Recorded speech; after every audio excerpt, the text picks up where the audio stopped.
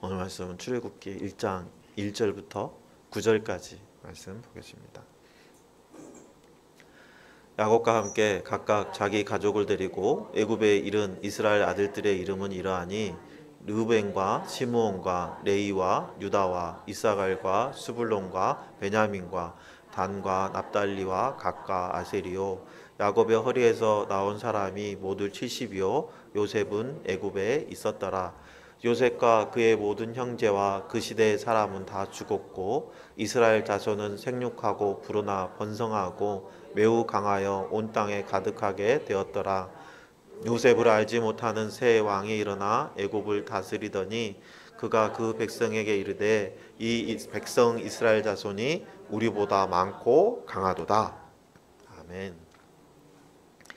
일제 시대 때 평안북도 정주에 많은 애국자를 낸 것으로 유명한 그 오산 학교에 어떤 선생님이 거기서 근무하고 계셨는데 정주 어느 동네에 주인 집에서 열심히 일하는 한 머슴이 있었어요. 그는 아침이면 어김없이 주인의 그 요강을 비우고 깨끗이 닦아서 놓았습니다. 그의 변함없는 그 성실함에 감동한 주인은 그를 공부시키기로 마음을 먹었어요. 그래서 주인은 학자금께서 대주면서 이 머슴을 평양 숭실학교로 보냅니다. 꽤 멀리 보내죠. 공부를 시켰어요.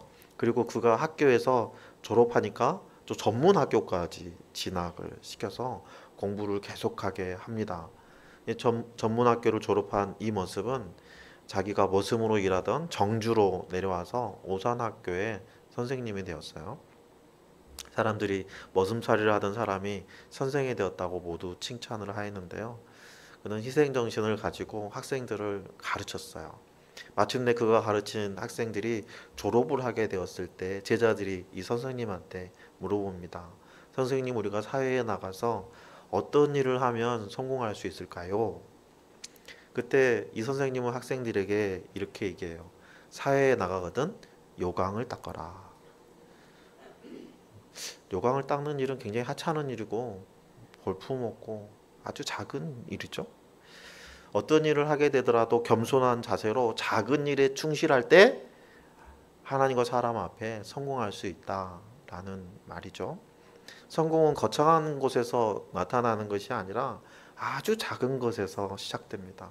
작은 일에 충성한 자에게 큰 일을 맡기시는 하나님의 섭리를 아시죠? 세상에서 성공 신화를 이룬 사람들에게 뭐 특별한 비결이 있는 것처럼 생각이 되지만 그들의 이야기들, 그들의 간증들을 들어보면 뭐 특별한 얘기가 없어요. 다 우리가 알고 있는 이야기들이에요.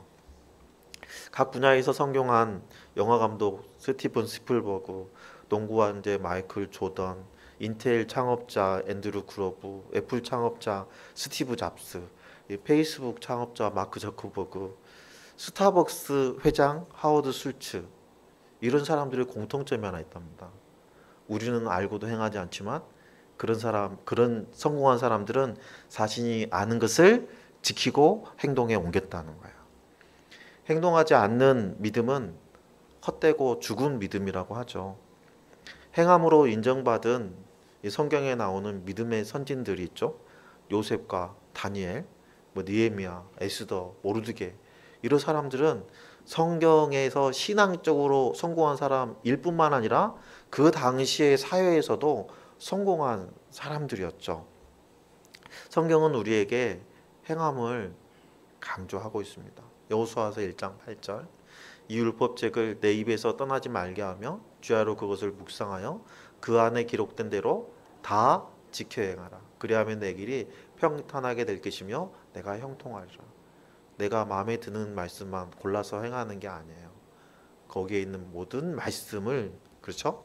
자, 마태복음 28장 19절 20절에 보면 그러므로 너희는 가서 모든 민족을 제자로 삼아 아버지 아들과 성령의 이름으로 침례를 베풀고 내가 너희에게 분부한 모든 것을 가르쳐 지키게 하라. 볼지어다 내가 세상 끝날 때까지 너희와 항상 함께 있으리라 하시니라. 예수님은 우리에게 가르쳐 주신 것 중에 어떤 것은 우리가 해도 되고 안 해도 되고 하는 게 아니에요. 다 모든 것들 다 지켜 행해야 된다는 거예요. 그렇다면 예수님께서 우리에게 주신 명령이 뭐죠? 우리 언뜻 생각나는 것들 많죠. 서로 사랑하라, 항상 기뻐하라, 범사에 감사하라, 쉬지 말고 기도하라. 그 수많은 명령들 있잖아요. 그 딱 한 가지 목적 때문에 우리에게 주신 거예요. 그 목적이 뭘까요? 한 영혼 구원해서 제자 삼기 위해서예요. 여러분, 말씀에 순종하는 것이 성공의 비결이에요. 오늘 본문에서 애굽에서 내려와 살았던 야곱의 일가가 한 민족을 이루기까지 성공한 이야기의 그 시작을 우리가 보게 되는데요. 야곱의 일가가 한 민족을 이루기까지 그 창대하게 번성할 수 있었던 유일한 비결은 하나님의 약속을 신뢰하고 약속에 순종했다는 거예요. 오늘 말씀을 통해서 연약하고 보잘것없는 자를 크게 사용하시는 하나님의 크신 계획을 우리가 깨달아 알고 나를 온전히 하나님 앞에 내어드려서 주님께 쓰임받기로 결단하는 귀한 시간 되기를 예수님의 이름으로 축복합니다. 오늘 우리가 합독한 말씀이 출애굽기 첫 시작 말씀이죠. 오늘 처음 소개된 말씀은 야곱과 그 가족 70여 명이 가나안 땅에서 애굽 땅으로 이동했던 사실을 먼저 기록하고 있습니다. 요셉과 두 아들 그리고 아내를 포함하면 야곱의 일가는 총 75명이죠. 야곱이 자녀를 데리고 애굽에 내려왔다는 것은 그들은 애굽의 토박이가 아니라는 거죠. 애굽 사람이 아닌 거예요. 외부에서 애굽으로 홀려 들어온 사람입니다. 그런데 다른 나그네들과 야곱 일가가 다른 점이 한 가지 있어요. 그들은 가나안 땅에서 떠돌던 사람이었잖아요. 하지만 다른 사람들, 비슷한 유형으로 떠돌던 유목민과 달랐던 것은 야곱의 일가는 유목민이었지만 하나님의 약속을 붙들고 살아가는 가문이었다는 거예요. 그렇다면 하나님의 약속이 뭐죠? 하나님께서 아브라함에게 주셨던 약속, 창세기 12장 2절에서 찾을 수 있죠. 내가 너로 큰 민족을 이루고 내게 복을 주어 내 이름을 창대하게 하리니 너는 복이 될지라 하고 말씀하십니다. 아브라함은 가나안 사람도 아니에요. 그죠? 메소포타미아 문명의 중심지인 갈대아 우르 사람입니다. 그런데 하나님께서 그를 문명의 중심지에서 불러서 저 시골 촌뜨기 가나안 땅으로 이주시키셨어요. 하나님께서 아브라함에게 그때 두 가지를 약속해 주시는데요. 창세기 13장에 보면 롯이 아브라함을 떠난 후에 여호와께서 아브라함에게 이르시되 너는 눈을 들어 너 있는 곳에서 북쪽과 남쪽과 그리고 동쪽과 서쪽을 바라보라. 보이는 땅을 내가 너와 내 자손에게 주리니 영원히 이르리라 말씀하십니다. 그리고 창세기 26장에 보면 내 자손을 하늘의 별과 같이 번성하게 하며 이 모든 땅을 내 자손에게 주리니 내 자손으로 말미암아 천하 만민이 복을 받으리라. 아브라함이 복이 되고 아브라함의 자손들도 복이 되는 약속을 받았습니다. 하나님께서는 아브라함에게 그 자손이 별과 같이 많아지는 것 한 가지와 그의 후손들이 가나안 땅을 차지하게 될 것이라는 약속, 이 두 가지를 주셨어요. 그리고 이 약속은 아브라함에게만 주신 게 아니죠. 아브라함에서 이삭에게로, 이삭에게서 야곱에게로 또 전수되는데요. 창세기 28장 13절 말씀을 보면 또 본즉 여호와께서 그 위에 서서 이르시되 나는 여호와니 너의 조부 아브라함의 하나님이요 이삭의 하나님이라. 내가 누워 있는 땅을 내가 너와 내 자손에게 주시겠다 하고 말씀하세요. 야곱이 베델에서 있을 때 하나님 주신 약속이죠. 그리고 시간이 지나서 애굽으로 내려가는 것을 망설이고 있을 때 다시 한번 약속을 주세요. 창세기 46장 말씀에 보면 하나님이 이르시되 나는 하나님이라 내 아버지 하나님이니 애굽으로 내려가기를 두려워하지 말라. 내가 거기서 너로 큰 민족을 이루게 하리라 하고 말씀하십니다. 야곱과 그 아들들의 식구들은 짐승의 먹이를 찾아서 유랑하다가 우연히 애굽 땅에 들어온 게 아니에요.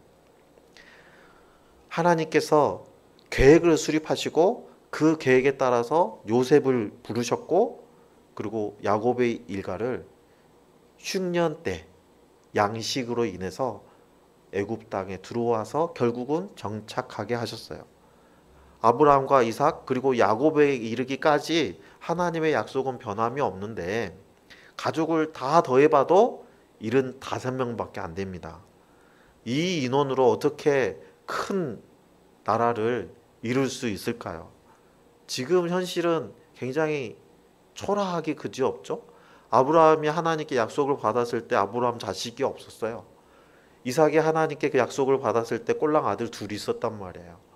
근데 야곱은 그래도 좀 낫죠? 아버지나 할아버지보다는 아들이 12명이나 되니까. 하지만 그 인원을 가지고 나라를 세운다는 것은 얼토당토하는 이야기입니다. 그런데 하나님께서 아브라함을 부르셔서 밤하늘의 별빛을 보여주시면서 언약을 세우셨어요.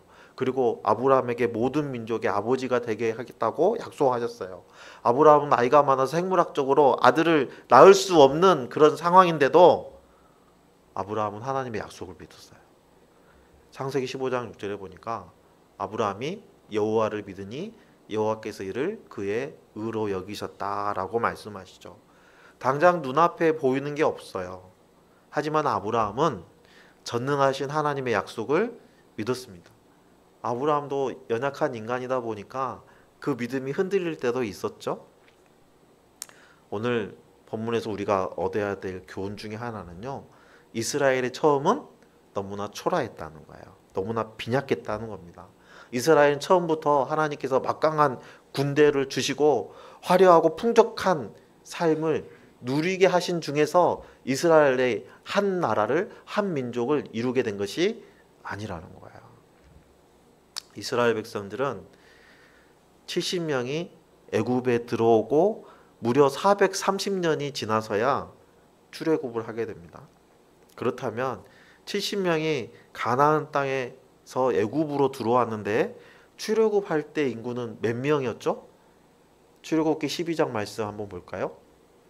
이스라엘 자손이 라암셋을 떠나서 숫곳에 이르니 유아 외에 보행하는 장정이 60만 가량이었다라고 말씀하십니다. 20세 이상 남자만 60만 명이에요.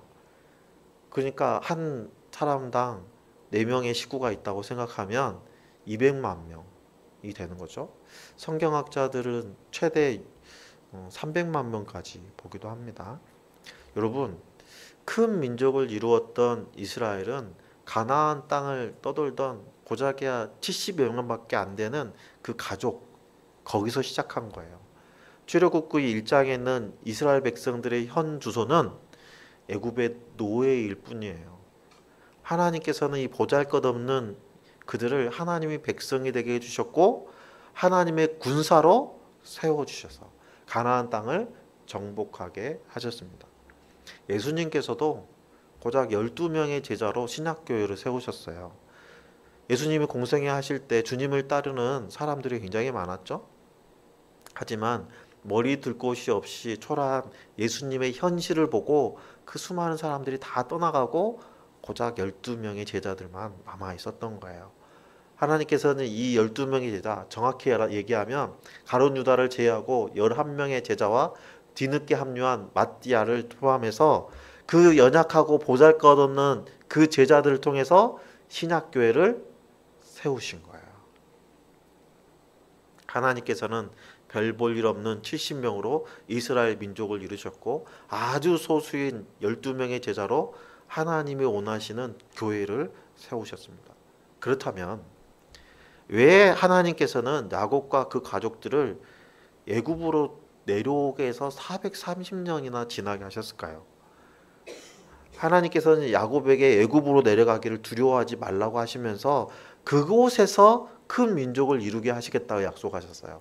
가나안 땅이 아니고 애굽에서 큰 민족을 이루게 하시겠다라고 장소를 지목해 주셨어요. 이 약속대로 야곱의 후손이 큰 민족을 이루고 나라를 세우기 위해서는 반드시 필요한 3가지 요소가 있죠. 첫 번째는 주권, 두 번째는 영토, 세 번째는 국민입니다. 우리 학교 다닐 때 배웠잖아요. 국가의 3요소. 주권은 통치 권력을 의미하죠. 영토는 나라를 세운 국가의 영역이고요. 국민은 나라를 구성할 사람들입니다. 첫 번째, 주권적인 측면에서 보면 이스라엘의 주권자는 하나님이시죠. 그렇습니다. 하나님이 다스리시는 나라예요. 따라서 이스라엘 백성들의 주권은 하나님께 있기 때문에 이스라엘 백성들이 준비해야 될 것은 주권자이신 하나님께 순종하는 훈련을 하는 거였어요. 하나님께서는 시내산에서 두 번째로 십계명을 돌판에 기록해 주시면서 모세에게 이스라엘 백성들이 가나안 땅에 들어갔을 때 주의해야 될 점을 말씀해 주십니다.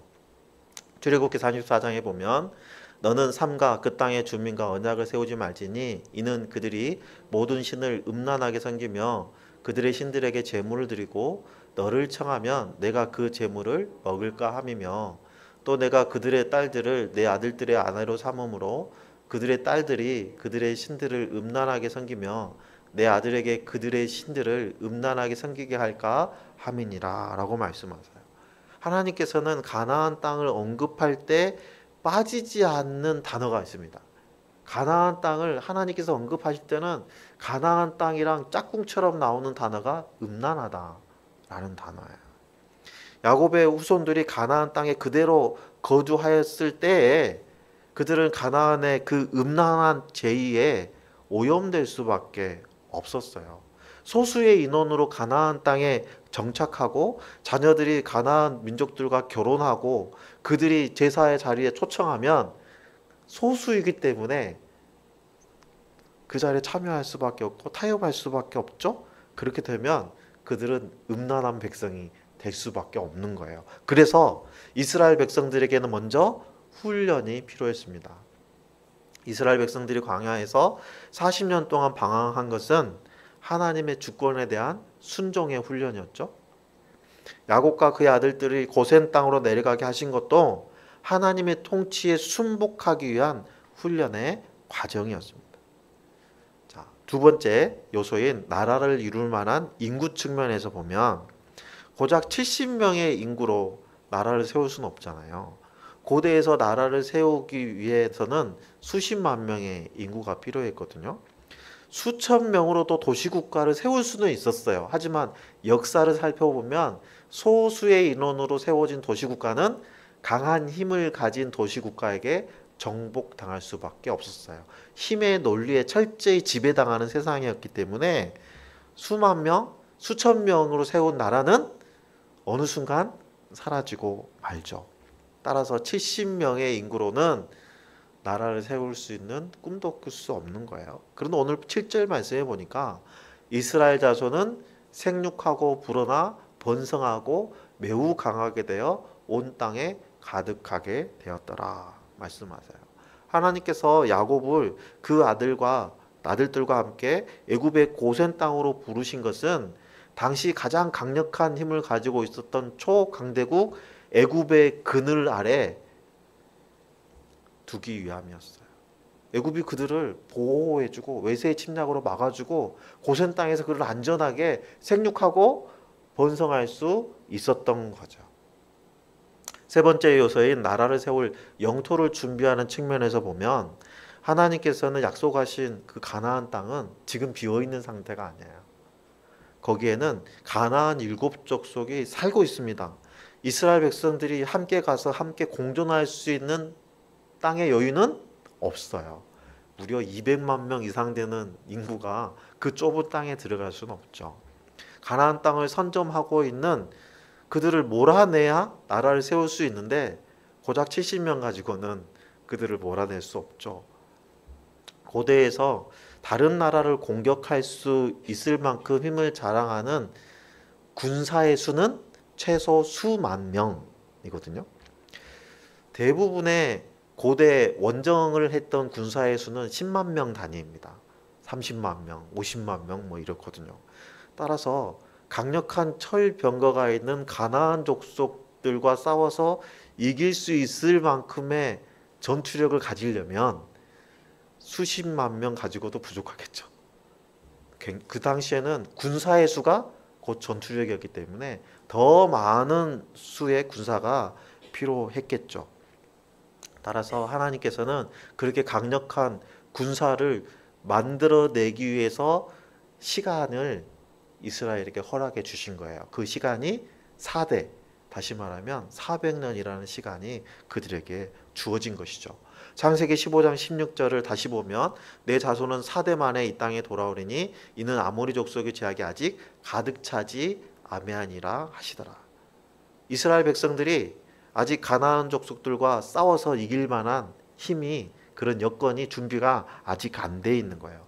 하나님께서는 야곱과 함께 그 후손들을 애굽으로 보내시고 그곳에서 4대 즉 400년을 지나게 하셨죠. 그리고 이스라엘 백성들이 아모리 족속이 대표하는 가나안 7족속을 치는 하나님의 심판의 도구가 되도록 430년을 훈련받게 하십니다. 나라의 3대 요소 이외에도 중요한 요소가 하나 더 있는데요. 그건 종교적인 측면이 있죠. 그래서 이스라엘 백성들을 우상 숭배의 나라 애굽으로 내려보내셔서 고센 땅에서 자치구를 형성하게 하신 것은 이스라엘 백성들이 애굽의 우상 숭배의 문화와 일정한 거리를 두게 하시려는 목적이었어요. 하나님께서는 이스라엘 백성들을 카이로 애굽의 중심으로 보내지 않으시고 애굽의 변방 고센 땅에 보내셨거든요. 그래서 일정한 거리를 유지할 수 있었고 그들이 출애굽할 때 하나님께서 애굽을 심판하심으로 인해서 우상 숭배하는 나라가 하나님 심판을 어떻게 받게 되는지도 경험할 수 있도록 하신 거예요. 그렇다면 하나님께서는 왜 이스라엘 백성들을 애굽에서 400년 동안이나 노예 생활을 하게 하셨을까요? 고센 땅에서 자치구를 형성해서 고유 문화를 지키며 살다가 400년의 세월을 흐르고 편안히 가나안 땅으로 되돌아갈 수 있도록 하실 수도 있었잖아요. 그런데 고달프고 고통스러운 노예 생활을 400년이나 하게 하셨거든요. 왜 그러셨을까요? 요셉이 죽고 나니까 요셉을 모르는 왕이 등장했죠. 그리고 이스라엘 백성들을 왕조의 위협으로 정의합니다. 오늘 보면 8절 9절에 보니까 요셉을 알지 못하는 새 왕이 일어나 애굽을 다스리더니 그가 그 백성에게 이르되 이 백성 이스라엘 자손이 우리보다 많고 강하도다. 이스라엘 백성들은 당시 최강대국 애굽보다 더 인구가 많고 강한 민족이 되었습니다. 여러분, 만약에 고센 땅에서 생육하고 번성해서 털을 잡고 살고 있는 이스라엘 백성들이 노예라는 그 고달픔과 그 고통이 없었다면 그 기름진 땅을 버리고 가나안 땅으로 이주할 수 있었을까요? 아마도 주여 지금이 좋사오니 저를 그대로 내버려 두시옵소서 하지 않았을까요? 애굽보다 강한 힘도 가지고 있고 애굽보다 더 인구도 더 많고 기름진 땅도 가지고 있는데 뭐가 아쉬워서 그 땅을 떠나려고 했겠습니까? 하나님께서 우리에게 주신 약속은 반드시 성취됩니다. 지금 우리의 현실이 초라하고 보잘것 없어 보여도 세상 끝날까지 우리와 함께 하시겠다고 우리에게 약속을 주신 그 주님의 약속을 믿고 우리에게 명령하신 그 사명을 성실히 수행해 나가야 되죠. 주님은 우리에게 불신자들에게 가서 그들에게 아버지와 아들과 성령의 이름으로 침례를 주고 주님께서 우리에게 명령하신 모든 것을 지켜 행하도록 가르치라고 명령하셨어요. 주님이 우리에게 명령하신 사명, 서로 사랑하라, 범사에 감사하라, 항상 기뻐하라, 쉬지 말고 기도하라, 이 모든 것이 다 우리에게 주신 가장 큰 사명, 영혼 구원하여 제자 삼고 그가 다시 한 영혼 구원하여 제자 삼도록 하는 거예요. 성도들과 친교를 나누다 보면 성도들이 그래요. 목사님, 나는 다른 건 다 달되 되는데 이렇게 전도하는 것만 안 될까 하시는 분이 있어요. 아닐걸요. 영혼 구원은요 내 능력으로 하는 게 아니에요. 영혼 구원은요 아버지와 아들과 성령의 이름으로 하는 거예요. 다시 말하면 영혼 구원은 일이 아니라는 거예요. 정확히 얘기하면 사역이 아니에요. 영혼 구원은 사랑이에요. 내가 의도적으로 어떤 일을 하는 것은 힘이 들 수밖에 없죠. 내 힘으로 하니까. 그런데 내가 사랑하여서 어떤 일을 하면 그건 기쁨이 되지 않나요? 여러분이 돈을 벌기 위해서 어디 가서 밥을 한다고 생각해 봅시다. 그러면 그 밥하는 것은 일이죠. 그러나 내가 사랑하는 가족들을 위해서 밥을 한다고 생각해 봅시다. 그것도 일입니까? 뭐 일이라고 할 수 있어요. 하지만 내가 한 밥을 맛있게 먹는 가족들을 보면 어떻습니까? 아, 나 수고비 받아야 되는데 생각이 납니까? 아니면 그 먹는 모습만 봐도 기쁨이 있습니까? 그렇죠. 맛있게 먹어주는 것, 식탁에 앉아서 함께 먹는 그것만으로도 나의 수고가 보상이 되는 거잖아요. 왜요? 내가 가족을 사랑하니까요. 목장에서도 마찬가지입니다. 내가 목원들을 위해서 반찬을 한 가지라도 준비하고 목원들이 맛있게 먹을 것을 기대하면서 밥을 차리는 것, 이거 어떻게 보면 아주 작은 일입니다. 사소한 일이에요. 하지만 이 사소한 일이 하나님의 나라를 여는 귀한 일이 되는 거예요. 한국 교회에 유독 많은 메가처치들이 있습니다. 이 메가처치로 인해서 한국 사회에 여러 가지 문제가 대두되고 있죠. 개척교회 성도들이 열심히 섬기다가 지치면 어디로 갑니까? 개척교회 그만두고 어디로 가요? 큰 교회로 가잖아요.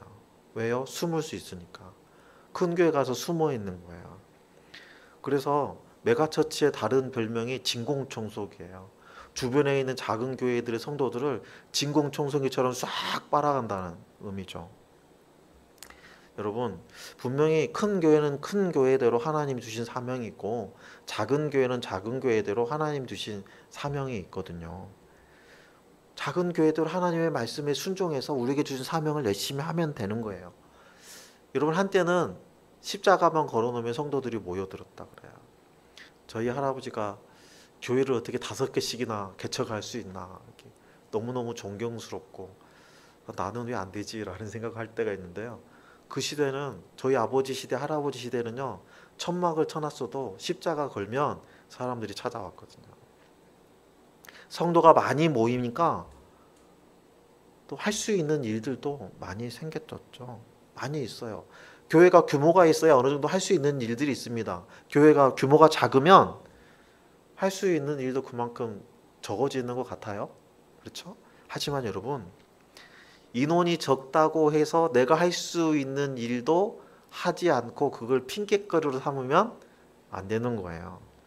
오늘 본문에 적은 숫자라 할지라도 하나님께서 들어 사용하시면 큰 일을 하신다는 것을 우리가 볼 수 있었죠. 인구의 크고 작음, 많고 적음이 하나님의 역사를 결정하는 것이 아니라는 겁니다.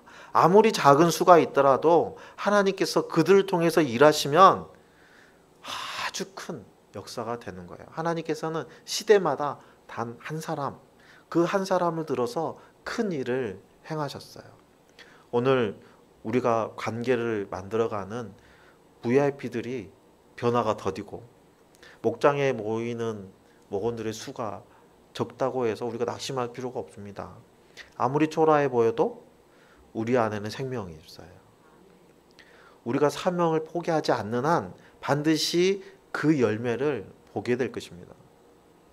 이스라엘 백성들이 430년 열광의 이업을 막아주는 애굽에서 지냈던 것처럼 우리들 직면하고 있는 환경들은 어떻게 보면 하나님께서 우리를 보호하시고 우리를 훈련시키기 위해서, 우리를 연단시키기 위해서 우리를 데려다 놓은 장소일 수 있다는 겁니다. 우리가 보기에는 고달프고 힘들고 언제나 이 힘든 생활이 끝이 날까 할 수 있지만 그것이, 이 고달픔이 하나님이 우리를 보호해주는 우산이 될 수 있다는 겁니다. 따라서 우리는 하나님의 그 뜻을 말씀을 통해서 알아내야 돼요. 우리는 하나님이 세우시는 그 신약교회를 구현하고자 이 가정교회를 하고 있잖아요. 하나님께서 우리 교회를 통해서 하나님의 나라를 이루어 가실 거예요.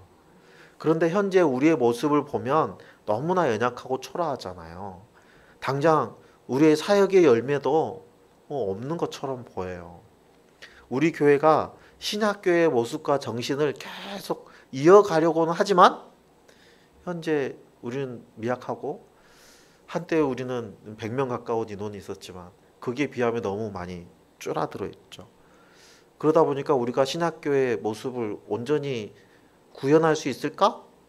라는 질문과 점점 우리에게 움츠러드는 모양새가 있죠. 하지만 오늘 말씀은 우리의 수가 많고 적음에 하나님의 역사가 달린 게 아니라는 거예요. 우리 수가 적고 미약해도 그래도 하나님은 역사하십니다. 하나님은 일하세요. 그래도 하나님은 하셔요. 우리가 걷는 이 길이 하나님이 기뻐하시는 길이고 주님께서 먼저 걸어가셨던 길이라는 확신이 있어야 합니다. 하나님은 사람이 많고 적음에 제한받는 분이 아니라는 것을 우리가 기억해야 돼요. 아브라함 때부터 시작된 하나님의 약속은 이삭과 야곱을 지나서 한 민족을 이루게 하셨어요. 하나님께서는 능치 못하실 일이 없는 분이시죠. 우리의 신앙도 마찬가지입니다. 인원이 적어서 할 수 없다는 것은 핑계예요. 내가 아닌 하나님이 하시기 때문이에요.